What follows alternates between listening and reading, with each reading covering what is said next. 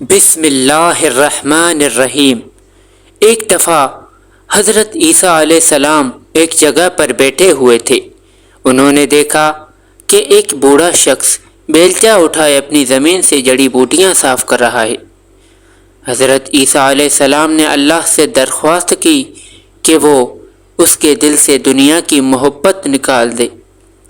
دعا کے فوراً بعد بوڑھے نے بیلچہ زمین پر رکھا اور آرام کرنے لگا۔ کچھ وقت گزرنے کے بعد جناب عیسیٰ علیہ السلام نے اللہ تبارک و تعالی سے پھر درخواست کی کہ اس کے دل میں دنیا کی محبت پیدا کر دے۔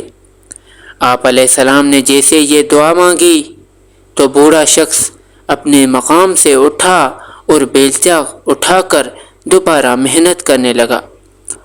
حضرت عیسیٰ علیہ السلام اس بوڑھے کے پاس گئے اور پوچھا، تم نے بیلچہ ایک دفعہ زمین پر کیوں رکھا اور پھر تم نے دوبارہ کیوں اٹھایا؟ بوڑھے نے کہا، میں کام کر رہا تھا کہ میرے دل میں یہ خیال پیدا ہوا کہ میں ایک بوڑھا شخص ہوں، کہاں تک محنت کی زحمت برداشت کرتا رہوں گا؟ ممکن ہے کہ میں ابھی مر جاؤں تو یہ محنت میرے کس کام کی آئے گی؟ یہ سوچ کر میں نے بیلچہ زمین پر رکھ دیا تھا۔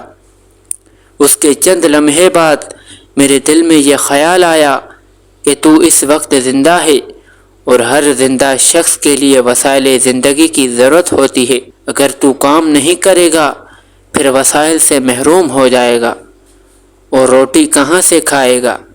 چنانچہ میں یہ سوچ کر اٹھ کھڑا ہوا اور بیلچہ ہاتھ میں لے کر دوبارہ محنت کرنے لگا۔